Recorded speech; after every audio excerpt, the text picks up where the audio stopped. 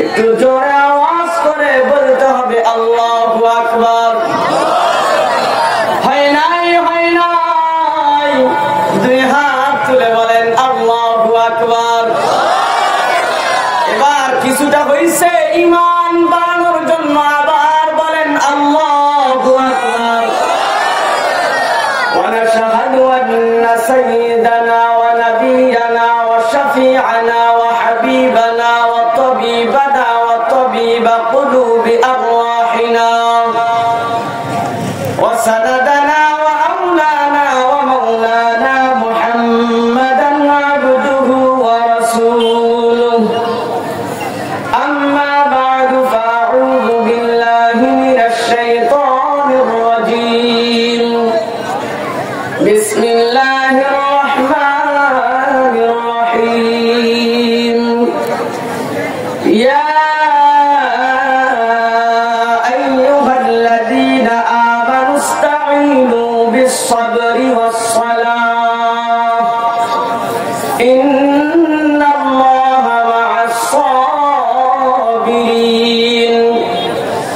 صدقت يا رب العالمين وصدق رسوله النبي الكريم ونحن على ذلك من الشاهدين والذاكرين والحمد لله رب العالمين.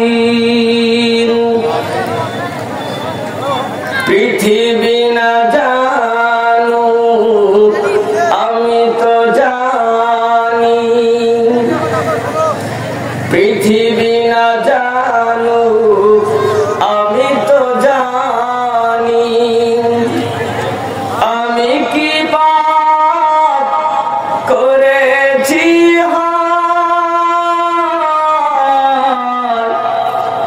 দয়াময় তুমি মাফ করো আমায়।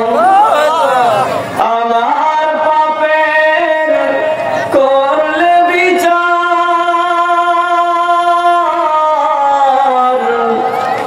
আমার পাপের করলে বিচার, বাঁচার উপায় নাই। পৃথিবী না জানো আমি তো জানি, আমি কি পাপ করেছি হায়। সরকার ঠিক কিনা? জেনে না জেনে করেছি কত পাপ, কত যে করেছি তওবা, কত অনুতাপ, কত অনুতাপ। জেনে না জেনে করেছি কত পাপ, কতবার যে করেছি তওবা, কত হয়েছি অনুতাপ। দুদিনে আবার সব ভুলে গিয়ে, দুদিনে আবার সব ভুলে গিয়ে মজে গেছি আমি দুনিয়ায়। পৃথিবী না জানো আমি তো জানি, কি পাপ করেছি হায়। আলহামদুলিল্লাহ, আল্লাহ পাক রব্বুল আলামিনের দরবারে আমরা শুকরিয়া আদায় করব। যেই মহিয়ান গরিয়ান মহান স্রষ্টা আল্লাহ পাক রব্বুল আলামিন আমাদিগকে অত্যন্ত দয়া মায়া ফজল ও করম ইহসান করে আজকে আমাদেরকে বেতকাবা দারুস সুন্নাহ কওমি মাদ্রাসার উদ্যোগে তাফসীরুল কোরআন মাহফিলে আসার বসার তৌফিক এনায়েত করেছেন। সেই মহা মুনিবের প্রতি আমরা জবান খুলে উচ্চ স্বরে একসঙ্গে এক বাক্যে আল্লাহকে রাজি খুশি করার জন্য শুকরিয়া আদায় করছি। সকলেই আমরা জোরে সোরে মহব্বত নিয়ে বলি আলহামদুলিল্লাহ। বিশ্ব নবী, প্যারা নবী, যেই নবীর প্রতি আল্লাহ পাক রব্বুল আলামিন অনেক রহমত বরকত নাজিল করেছেন, যার উপর একবার দরুদ পাঠ করলে আল্লাহ তাআলা ওই বান্দার উপরও 10টা রহমত নাজিল করেন। সেই নবীর প্রতি আমরা মহব্বত নিয়ে সংক্ষিপ্তভাবে দরুদ শরীফ পড়ি। সকলেই বলি সাল্লাল্লাহু আলাইহি ওয়াসাল্লাম। সম্মানিত মুহতারাম, আমি আপনার ভুল ধরার জন্য নয়, আজকে এটা নবীজির উপরে যে আমরা দরুদ পড়বো, সংক্ষিপ্ত একটা দরুদ, এই দরুদটাও আমাদের অনেকজনের সহি নাই, জনগণ ঠিক কিনা? তাহলে একটা ইবাদত, যেই নবী ছাড়া কোনোদিন জান্নাতে যেতে পারতাম না, পারবো না। নবীকে না মানলে কাফের, নবীকে মানলে জান্নাতি, নবীর আদর্শ মেনে নিলে জান্নাতি, নবীর আদর্শ মেনে নিলে মুসলমান, নবীর আদর্শ না মেনে নিলে বেঈমান। সেই নবীর প্রতি দরুদ পড়াই আমরা জানি না, ভুলে গেছি, জনগণ ঠিক কিনা? অথচ ওই নবীজি যদি দুনিয়ায় আগমন না করতেন, তাহলে আজকে আমরা এই দুনিয়ায় আসতে পারতাম না।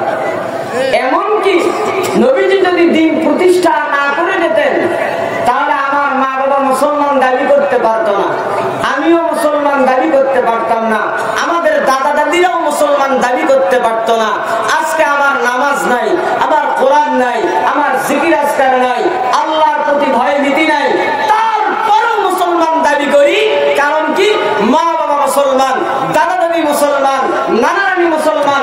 ওই সার্টিফিকেট লইয়া, ওই স্লোগান লইয়া, ওই চিহ্ন লইয়া, ওই মার্কা লইয়া আমরাও মুখে মুখে মুখে আমরাও বলি মুসলমান। জোর বলতে হবে, কথা বলেন ঠিক কিনা? তাহলে নবীর প্রতি আমরা দরুদ পাঠ করব, এটা ভুলের জন্য নয়, বরং সওয়াবের আশায়। আমি বলার পর সবাই বলবেন, বলেন সাল্লাল্লাহু, আরেকটু জোরে বলতে হবে সাল্লাল্লাহু আলাইহি ওয়াসাল্লাম। এবার একটু জোরে সোরে দুই হাত তুলে বলেন তো আল্লাহু আকবার। আপনারা যে শুকরিয়া আর আল্লাহর নামে জিকির করতেছেন, এতে আপনাদের এই আওয়াজের মাধ্যমে আপনার কলব পরিষ্কার হবে না, আপনার দিল পরিবর্তন হবে না। আল্লাহ তাআলা নবীকে প্রেরণ করেছেন এই কোরআনের বাণী মানুষকে পৌঁছানোর জন্য। এই কোরআন থেকে একখানা আয়াতে কারিমা তেলাওয়াত করেছি। এই এক আয়াত যদি আপনি বোঝেন, এক আয়াতের উপর যদি আপনি আমল করেন, এই এক আয়াত যদি আপনি মেনে নিতে পারেন, তাহলে আপনি জাহান্নামী মানুষ থেকে আল্লাহ আপনার জান্নাতি মানুষে রূপান্তরিত করবে। একটু জোরে বলা যাবে কি সুবহানাল্লাহ? তাহলে জান্নাতি মানুষ হতে চান, আপনার মন মানসিকতা থাকবে বাড়িতে, মন মানসিকতা থাকবে ব্যবসা বাণিজ্যে, মন মানসিকতা থাকবে বিভিন্ন ব্যস্ততার মধ্যে। এখানে শুধু আপনি বসে থাকবেন, এর দ্বারা ঈমান পরিবর্তন হবে।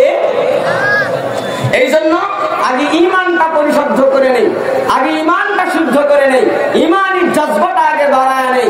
এখানে আমরা যারা উপস্থিত হয়েছি, যদি আল্লাহর নামে স্লোগান দেই, যতদূর পর্যন্ত আল্লাহর নামের আওয়াজ যাবে, ততদূর পর্যন্ত শয়তান আসতে পারবে না।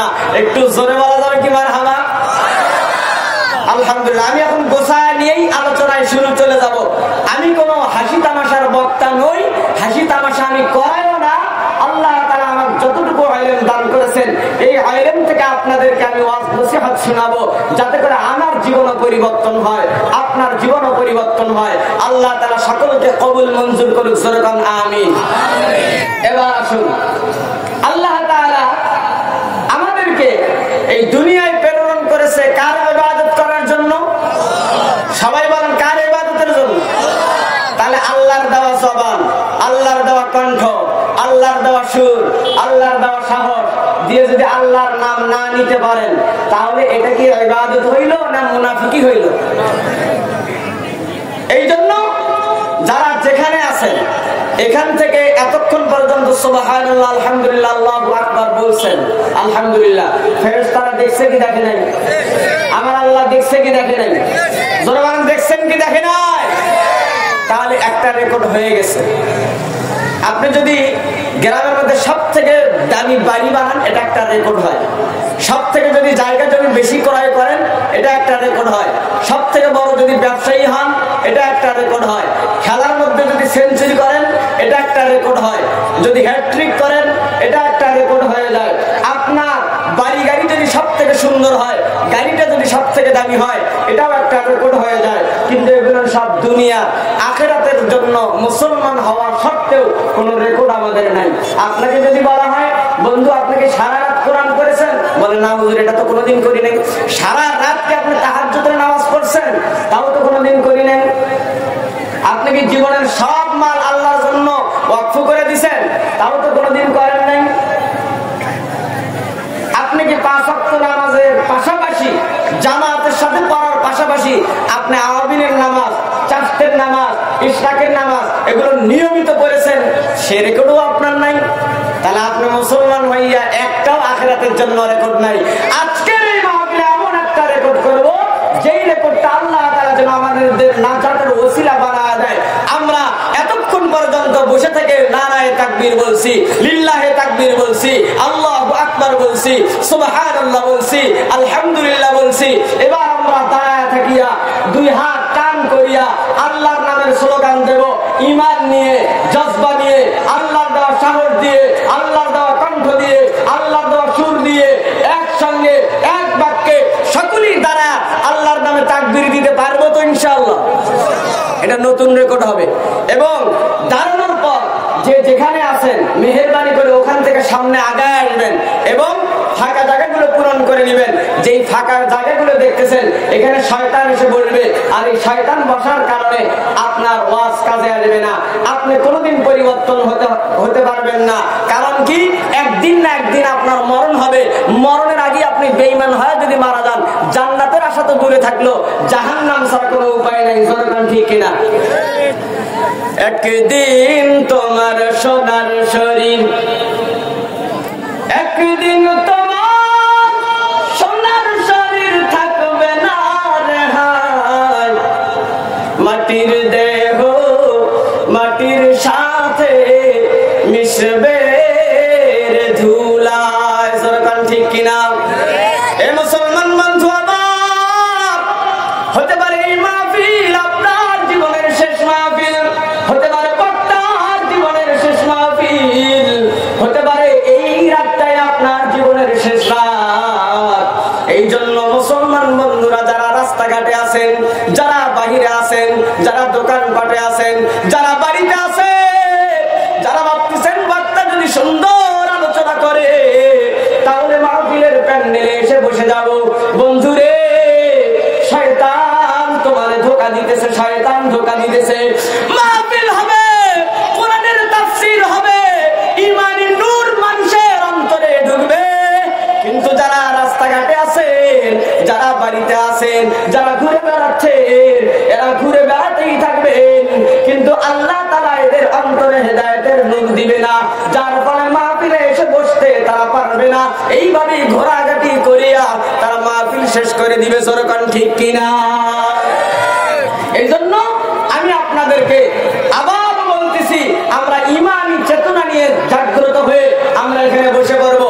আমি এবার তাকবীর দেব, আপনারা আল্লাহর দেওয়া জবান দিয়ে জোরে উচ্চ স্বরে আওয়াজ দিয়ে, কারণ এটা একটা রেকর্ড, আল্লাহ তোমার দেওয়া জবান দিয়ে, তোমার দেওয়া সুর দিয়ে সবচাইতে উচ্চ ভাবে আবার দাঁড়ায়া বসে থেকে নয়, দুই হাতটা উত্তোলন করে তোমার নামের স্লোগান দিয়েছিলাম শক্তি নিয়ে, সাহস দিয়ে, এটা যদি রেকর্ড হয়ে যায় এটাই হবে আপনার নাজাতের ওসিলা। এই জন্য প্রস্তুত হয়ে যান, আমি তাকবীর দিব, আপনারা দাঁড়ায় তাকবীর দিবেন। লিল্লাহে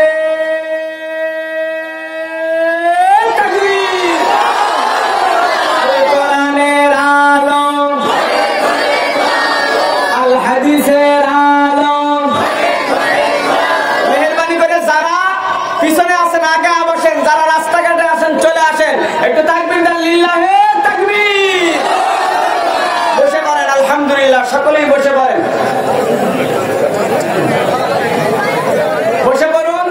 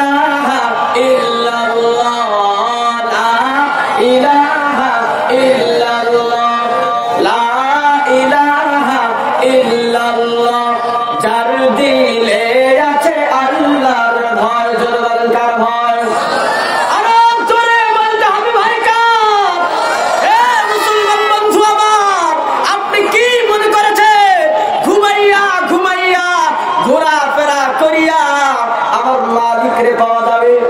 আরে গাধা, তোরই বলতেছি, তুই গাধা, তুই গাধা, এমন গাধা হইছিস রে, তোরে কেউ গাধা বলে না, জন্য তোর হুঁশ ফেরে নাই। তোর সন্তান যদি অপরাধ করে, তুই না কান মালা দিয়ে বলিস বেয়াদব কথা থাকা, তুই এই অপরাধ কেন করলি? আজকে বক্তারা তোরে থাপড়া ঠিক করে এই জন্য তুই আজও পর্যন্ত পরিবর্তন হস নাই। সরকার ঠিক কিনা? ইমাম সাহেবের কথাগুলো কেন ভালো লাগে না জানেননি? জানেননি কারণ কোনদিন আপনার কোরআন হাদিসের কথাগুলো গুরুত্ব সহকারে শোনেন নাই। হযরত ওমর যখন আলোচনা করত, তখন হযরত ওমর লাঠি নিয়ে দাঁড়ায় বলতো, কে আছিস রে আল্লাহর বিধানকে সীমা লঙ্ঘন করবি? কে আছিস রে আল্লাহর বিধানকে অমান্য করবি? আয় আয় আয়, তোর সঙ্গে আমার জিহাদের ঘোষণা দিয়ে দিলাম। একটু জোরে বলা যাবে কি মারহাবা? হয় না? আরো জোরে বলতে হবে মারহাবা। মুসলমান বন্ধু আমার, তুমি কোন ঈমান নিয়ে ঘুমায় আছো? এই জন্যই তো তোমার দেশে, আমার দেশে নাস্তিকরা ইসলামের বিরুদ্ধে কথা বলে, তারপরেও তোমার জবান দিয়ে স্লোগান বের হয় না। জোরে কোন ঠিক কিনা? কি হবে আলেম হয়ে ইমাম সেজে সমাজেতে, আর যদি সত্য কথা উচ্চ স্বরে না বলিতে? কি হবে আলেম হয়ে ইমাম সেজে সমাজেতে, আর যদি সত্য কথা উচ্চ স্বরে না বলিতে? চাকরির ভয় করো যদি ছেড়ে দাও ওই না গদি। জরকান ঠিক কিনা? চাকরির ভয় করো যদি ছেড়ে দাও ওই না গদি। কি হবে ধোঁকা দিয়ে আল্লাহকে? কি হবে বেঁচে থেকে? কি হবে বেঁচে থেকে? অযথা বিদ্যা শিখে যদি না গড়তে পারো শোষণবিহীন সমাজটাকে। মুসলমান বন্ধু আমার, দিনের পর দিন চলে যাচ্ছে, বয়স দিন দিন বাড়তেছে না কমতেছে? বয়স বেড়ে যাচ্ছে, হায়াত কমে যাচ্ছে, কবরের বাসিন্দা হয়ে যাইতেছি। এখন পর্যন্ত কবরের জন্য মাল সামানা কিছুই গোছায় নিলাম না। কোন ধোকায় ফেলা দিল রে, কোন ধোকায় পড়ে গেলেন রে? এই মাহফিল একবার নয়, দুইবার নয়, যদি 1000 বার হয়, আর আপনি যদি পরিবর্তনের নিয়ত না করেন, আপনি যদি হেদায়েতের পথের দিকে অগ্রসর না হন, এই মাহফিল দিয়ে এক বিন্দু পরিমাণ আপনার কোনো লাভ হবে না। সরকার ঠিক কিনা? মুসলমান বন্ধু আমার, এই মাহফিলে এসেছেন, জানেননি এই মাহফিল কত দামি? আরে যারা বাড়িতে আসো, দোকানপাটে আসো, যারা রাস্তায় আসো, বন্ধুরে কানটা খাড়া করে শুনে নাও, একটু মনোযোগ বাড়াও। যেখানে আসো ওখান থেকেই তুমি কানটা লাগায় শোনো। আমার নবীজি আজ থেকে 1500 বছর আগে বলে গেছে, মাজলিসু ফিকহিন খায়রুম মিন ইবাদাতি 60 সানা। যারা কোরআন হাদিসের মজলিসে, যারা আলেম ওলামার মজলিসে, যারা দ্বীনি আলোচনায় কিছু সময় ব্যয় করলো, আল্লাহ তাআলা খুশি হইয়া 1 বছর নয়, 5 বছর নয়, 10 বছর নয়, 20 বছর নয়, একটানা লাগাতার 60 বছর নফল ইবাদতের সওয়াব তার আমলনামায় দান করেন। একটু জোরে সোরে 2 হাত তুলে বলতে হবে সুবহানাল্লাহ। 60 বছর বাঁচবো কিনা গ্যারান্টি নাই। মালিক কত সুন্দর সুসংবাদ দিয়ে দিছে, 60 বছর নফল ইবাদতের সওয়াব। বন্ধুরে, শয়তান তো চাবে না আপনি 60 বছরের সওয়াব নেন। আপনার কখনো মন চাইবে বাদাম খাইতে, কখনো মন চাইবে পেঁয়াজ খাইতে, কখনো মন চাইবে সিগারেট খাইতে, কখনো মন চাইবে চা খাইতে, কখনো মন চাইবে পান খাইতে। খাইতে খাইতে জীবনটা বরবাদ বরবাদ করে দিলা। 60 বছরের নফল ইবাদতের সওয়াব তোমার ভাগ্যে জুটলো না। এখানে কত নওজোয়ান যারা এখন পর্যন্ত যাদের গুনাহ লেখা হয় নাই, তারা পর্যন্ত উপস্থিত উপস্থিত হয়ে গেল। যেইরা 5 ওয়াক্ত নামাজি এবং বেনামাজি তারা এক জায়গায় উপস্থিত হয়ে গেল, মানে আল্লাহ তাআলা কবুল করেছে।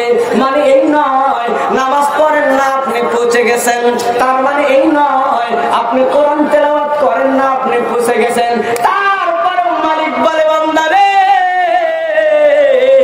তোরে আমি ভালোবাসি, তোরে আমি জান্নাত দিতে চাই, এই জন্যই তোরে মাহফিলে বসার সুযোগ করে দিছি। একটু জোরে বলা যাবে কি সুবহানাল্লাহ? মাহফিলে সবাই বসতে পারবে না, স্টাম্প নিয়ে আসেন সই করে দিব। সবাই বসতে পারবে না, জান্নাতি বাগানে জান্নাতি মানুষ যারা হবে তারাই বসতে পারবে। থাকেন আপনি দোকান পাটেই থাকেন, আপনার সাথে আমার বিরোধিতা নাই। থাকেন আপনি বাড়িতেই থাকেন, থাকেন আপনি রাস্তাঘাটেই থাকেন, আপনার যদি ঠেকা না পড়ে আল্লাহরও ঠেকা নেই। সরকার ঠিক কিনা? মুসলমান বন্ধু আমার, আমি আপনাদের সম্মুখে কোরআন হাদিস থেকে অল্প সময় আলোচনা করব। আমার মালিক আমার জবান দিয়ে এমন কিছু কথা বের করে দেখ, যে কথার মাধ্যমে আল্লাহ তাআলা আপনারে আমারে সকলকে জান্নাতি মানুষ হিসাবে কবুল মঞ্জুর করে নেয়। একটু জোরে সোরে বলতে হবে আমিন। আমি এখন সকলে নিয়ে মোনাজাতে হাত উত্তোলন করব। আল্লাহ তাআলা যারা এখানে উপস্থিত হবে, এই মোনাজাতে যারা অংশগ্রহণ করবে, আল্লাহ তাআলা জীবনের সব গুনাহগুলি যেন মাফ করে দেয়, সমস্ত বালা মুসিবত গুলো যেন দূর করে দেয়। কত বন্ধু আছো রে, কত অসুখ বিসুখে ভুগতেছো, কয় টাকার ওষুধ খাইলে তোমার রোগ ভালো হবে তোমার জানা নাই। প্রত্যেকটা দিন কামাই করো, অল্প টাকা থেকে ঔষধ কিনতেই তোমার টাকা শেষ। আসো আল্লাহর দিনের মাহফিলে আসো, আর বলো আল্লাহ তুমি আমার রোগটা মুক্তি দিয়ে দাও। আপনার স্ত্রী অসুস্থ, আপনার স্ত্রী সহ স্ত্রীর মহিলা প্যান্ডেলে পাঠায় দেন, আপনি মাহফিলের প্যান্ডেলে পুরুষ প্যান্ডেলে এসে বসে দেন। আল্লাহর কাছে দোয়া করেন, আল্লাহ আমার বিবি অসুস্থ, ফেলে দিতে পারি না, তবে এত ঔষধ কিনেও ফুলাইতে পারি না। আল্লাহ আমার বিবিকে সুস্থতা করিয়ে দাও, সন্তানকে সুস্থতা করিয়ে দাও, মা বাবাকে সুস্থতা করিয়ে দাও। আজকে কতজনের বাবা নাই, কতজনের মা নাই, কার জমি লইয়া আজকে বলো এটা আমার জমি, কোন জায়গায় থেকে বলো এটা তোমার বাড়ি। এইটা না তোমার বাবাও বলছিল তোমার বাবার বাড়ি, তোমার বাবার আগে দাদা বলছিল দাদার বাড়ি, দাদার আগে যিনি ছিল তিনি বলছেন আমার বাড়ি। আসলে দাদা বললো আমার বাড়ি, দাদা থাকতে পারলো না, বাবা বললো আমার বাড়ি, বাবাও থাকতে পারলো না, আপনিও বলতেছেন আমার বাড়ি, আপনিও থাকতে পারবেন না। আপনার সন্তান এক সময় বলবে আমার বাড়ি, আপনার সন্তানও থাকতে পারবে না, কারণ এই দুনিয়ায় কেউ স্থায়ী নয়, সকলেই একদিন চলে যাবে। চিরস্থায়ী এই দুনিয়ার জিন্দেগি নয়, এই জিন্দেগি অল্প সময়ের জন্য। এই সময়টা আপনারে শয়তান ধোঁকা দিয়া, আপনারে উল্টা পাল্টা বুঝাইয়া মুস্তি করিয়া সময় কাটা দিলে শয়তান খুশি। আর আপনি যদি তওবা করে মাফ চান তাহলে আল্লাহ খুশি। তাহলে আপনি আল্লাহরে খুশি করতে চান নাকি শয়তানরে? যদি আল্লাহরে খুশি করতে চান তাহলে দুই হাত তুলে আল্লাহরে বলেন আল্লাহু আকবার।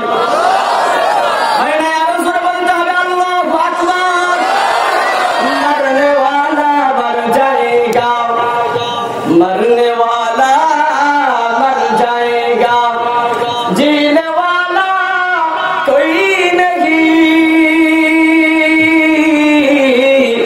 रोने वाला बहुत होगा मगर जाने वाला कोई नहीं। अरे বন্ধুরে, এই দুনিয়ায় কেউ থাকতে পারবে না। আপনার বাবা আপনার ডায়লগ দেয়, ডায়লগ কথাটা খেয়াল করে নেন, নোট করে নেন। মুফতি ইয়াহইয়া মাহমুদী এই কথাটা বলে গেছিল, আপনার বাবাও আপনার ধোঁকা দেয় এই কথা বলে। আপনার স্ত্রী বলে স্বামী তোমার ছাড়া আমি বাঁচবো না, নোট করে নেন এই কথা একটা ধোঁকা। আপনার বাবা বলে আপনি ছাড়া আমি চলতে পারবো না, এই কথাটা ধোঁকা। বাবা সন্তানকে বলে তোর জন্য সবকিছু, এটা একটা ধোঁকা। কারণ হইল সন্তানের জন্যই যদি সবকিছু হয়, পৃথিবীতে একটা নজির দেখান সন্তান মারা যাওয়ার কারণে বাবাও তার কবরে চলে গেছে, আছে এমন কোন ব্যক্তি আছে? বলতে পারেন মোহাব্বত বেশি করি, এইটা সত্য। কিন্তু সব কিছু তোমার জন্য হতে পারে না। সব কিছুই যদি সন্তানের জন্য হয়, সন্তান যদি মারা যায় তাহলে আপনার বেঁচে থাকার দরকার কি? আপনিও সন্তানের সাথে কবরে চলে যান, তাহলে আপনার কথাটা সত্য হবে। সরকার ঠিক কিনা? করোনা ভাইরাসটা আমাদের দেশে এসেছিল, আসার পরে আল্লাহ তাআলা নমুনা দেখা দিয়েছে। যার করোনা ভাইরাস হয়, স্ত্রী কাছে যায় না, সন্তান কাছে যায় না, নিজের মা কাছে যায় না, বাবা কাছে যায় না, ডাক্তার অপরিচিত সে কাছে আসে, সেও আবার কত প্রোডাক্ট নিয়ে কত কিছু ব্যবহার করে আপনার সামনে আসে। এমনকি আরে বন্ধু আমার, ওই সময় আমি ঢাকায় ছিলাম, ওই সময় দেখেছি করোনা ভাইরাসের সময় অনেক মানুষ মারা গেছে, নিজের আপনজন জানাজার নামাজ পর্যন্ত পড়তে আসে নাই। আরে মুলামারা বলছে, মালিক তুমি কি খেলা দেখাইলা? দুনিয়া কেউ কারো নয়, কেউ কারো নয়। এই জন্যই আল্লাহ তাআলা কোরআনের আয়াত বলে, ইয়াউমা ইয়াফিরুল মারউ মিন আখিহি ওয়া উম্মিহি ওয়া আবিহি ওয়া সাহিবাতিহি ওয়া বানিহি। এই দুনিয়ার যারা আপন ভাবতেছো সে আপন নয়। ওই দিন কিয়ামত আসার আগেই দেখা দিল। বক্তারা বারবার কিয়ামতের দিবসে বাবা কাজে আসবে না, মা কাজে আসবে না, বোন কাজে আসবে না, ভাই কাজে আসবে না। মা ভয়ে অস্বীকার করবে এটা আমার সন্তানই না, বাবাও অস্বীকার করবে, বন্ধু বান্ধব তো দূরেই থাকলো। আল্লাহ করোনা এসে আমি নিজেও আশ্চর্য হয়ে গেছে, হায়রে এটা কেমন দুনিয়া। নিজের মা বাবা পর্যন্ত জানাজায় আসে নাই, তাদের ভয় সন্তানের কারণে বুঝি আমারও মরণ চলে আসে। তাহলে বোঝেন এই দুনিয়াটা ধোঁকা, ধোঁকা, ধোঁকা, ধোঁকা। বন্ধুরে তুমি ধোঁকায় পড়িও না, ধোঁকায় পড়িও না। আমি যতক্ষণ আলোচনা করব এই আলোচনাটা নিয়ে যাও, শুনে যাও। এই আলোচনার মাধ্যমে যদি একটু আমল নিয়ে যেতে পারো, এই আমল একদিন তোমার জান্নাত পর্যন্ত পৌঁছায় দেবে। বন্ধুরা আসো, দোয়ায় শরীক হও। এখন দোয়া করে দিব, যাতে করে এই দোয়ার পরে অল্প কিছু সময় আলোচনা করব। আল্লাহ তাআলা যেন আমাদের এখানে উপস্থিত হওয়ার ওসিলায় মামলা মোকদ্দমা ঋণ যত বিপদ আছে সবগুলো যেন দূর করে দেয় এবং আমাদেরকে যেন জান্নাতি মানুষ হিসেবে কবুল করে নেয়। সকলেই মিলে বলেন আমিন। রব্বানা যালামনা আনফুসানা ওয়া ইল্লাম তাগফির লানা ওয়া তারহামনা লানাকুনান্না মিনাল খাসিরিন। ওগো আল্লাহ, আমি গুনাহগার, আমি পাপাচার, এতগুলো মানুষ হইয়া তোমার দরবারে হাত উত্তোলন করেছি। জানি না রে মালিক, কার মনের মধ্যে কোন দুঃখ যন্ত্রণা কষ্ট লুকায়িত আছে। আপনি সব জানেন, আপনি সব বুঝেন। আপনি দয়া করিয়া মায়া করিয়া আমাদের মনের দুঃখ যন্ত্রণা কষ্টগুলো দূর করিয়ে দেন। আল্লাহ, আমাদের ঋণ থাকলে ঋণগুলো পরিশোধের ব্যবস্থা করিয়ে দেন। মামলা মোকদ্দমা থাকলে মামলা মোকদ্দমা থেকে রেহাই দিয়ে দেন। আমরা বারবার মন চায় ভালো হয়ে যাব, কিন্তু শয়তানের ধোঁকায় পড়ে আমরা ভালো হইতে পারি না। ও আল্লাহ, জানি রে মালিক, একদিন আমাদের মরণ হবে। ও আল্লাহ, মরণের আগে তুমি আমাদের ভালো হওয়ার তৌফিক দান করিয়ে দাও। জানি না রে মালিক, কার জানি কাপড়ের কাপড়টা এসে দোকানে রেডি হয়ে আসে, কোন জানি বাজারের বাঘগুলো রেডি হয়ে আসে, কোন কবরস্থানের মাটি জানি বলতেছে বান্দারে তোর হুঁশ নাই, হুঁশ নাই, তোর মরণ সামনে চলে আসতেছে। আমরা মরণের দিন তারিখ তো জানি না গো আল্লাহ। আজকে এই মাহফিলটা আমাদের নাজাতের ওসিলা বানায় দেন। অনেক মা বোনেরা এসেছে, ওগো আল্লাহ, তাদের মনের আশা আকাঙ্ক্ষা বাসনাগুলো পূরণ করিয়ে দেন। যেই মহব্বতের মানুষগুলো সামনে বসে আছে, স্টেজে বসে আছে, যারা বামে বসে আছে, তাদের মনের আশা আকাঙ্ক্ষা বাসনাগুলো পূরণ করিয়ে দেন। ওগো আল্লাহ, এই মাদ্রাসা যারা ওগো আল্লাহ হিতাকাঙ্ক্ষী মহব্বত করে সকলকে আপনি কবুল মঞ্জুর করিয়ে দেন। মাদ্রাসা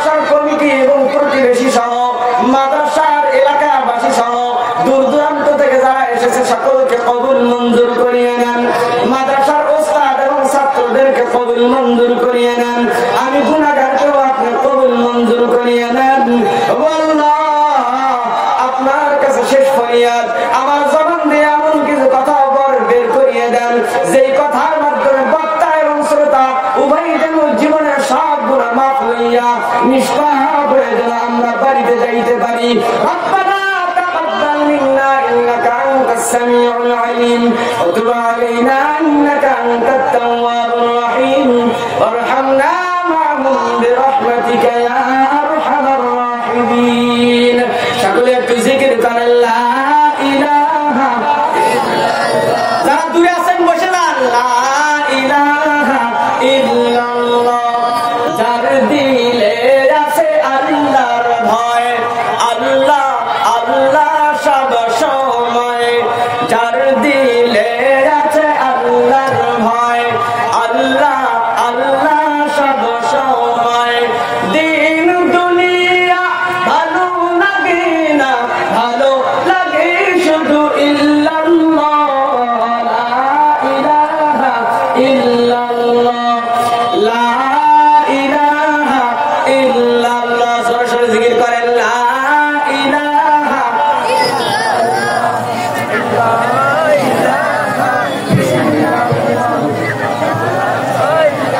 একটু জোরে বলেন লা ইলাহা ইল্লাল্লাহ, লা ইলাহা ইল্লাল্লাহু মুহাম্মাদুর রাসূলুল্লাহ সাল্লাল্লাহু আলাইহি ওয়াসাল্লাম।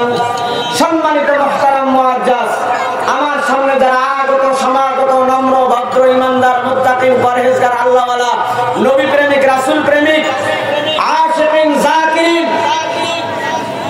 মুসলমান বন্ধুগণ এবং পর্দার আড়ালের আবেদা সালিহা নেককারিনী পরহেজগারিনী মা ও বোনেরা, সকলকে জানাই আমার পক্ষ থেকে, মাহফিলের পক্ষ থেকে আন্তরিক মোবারকবাদ ও শুভেচ্ছা। একটু জোরে সোরে বলতে হবে আলহামদুলিল্লাহ। আমি আপনাদের সম্মুখে কোরআনুল কারীম থেকে 2 নম্বর পারা 2 নম্বর সূরার একখানা আয়াতে কারিমা তেলাওয়াত করেছি। সূরা বাকারার 153 নম্বর আয়াত। জোরে বলেন কত? সবাই বলেন 153। 100 কত? 153 নম্বর আয়াতে কারিমা তেলাওয়াত করেছি। আল্লাহ তাআলা কি বলে খেয়াল করেন, খুব মনোযোগ দেন। আল্লাহ তাআলা বলেন বিসমিল্লাহির রাহমানির রহিম। হয় না, আরো জোরে বলতে হবে আল্লাহু আকবার। আল্লাহ তাআলা ডাক দিয়ে বলে ইয়া আইয়ুহাল্লাযীনা আমানুস্তাঈনু বিস-সাবরি ওয়াস-সালাহ।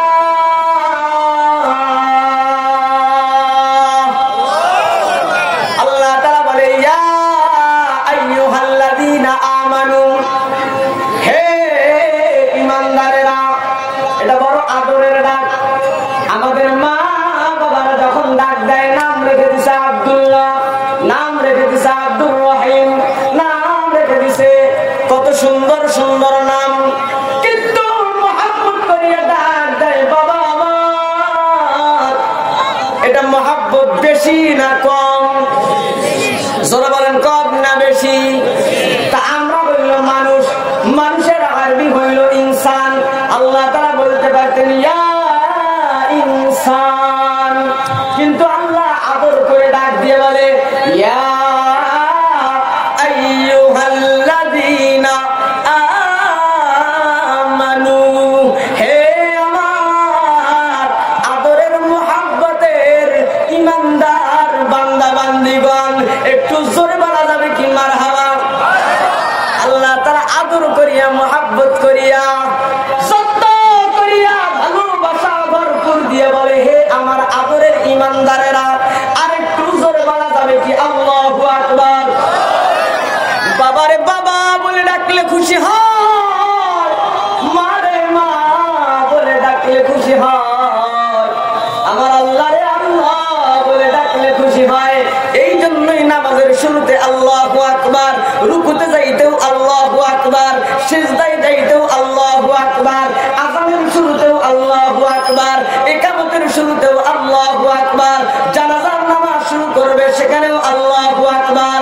বুঝে গেল আমার মালিক পছন্দ করে আল্লাহু আকবারের স্লোগান। এই আল্লাহু আকবার ঈমান লইয়া, জজ্বা লইয়া যেই বান্দাটা ধরে আওয়াজ করে বলবে, ও যতদূর পর্যন্ত আওয়াজ যাবে ততদূর পর্যন্ত শয়তান থাকতে পারবে না। শুধু তাই নয় রে, বান্দা যেখান থেকে আল্লাহু আকবারের স্লোগান দিবে ওখান থেকে আসমান পর্যন্ত নেকি দিয়ে ভরপুর করে দাও।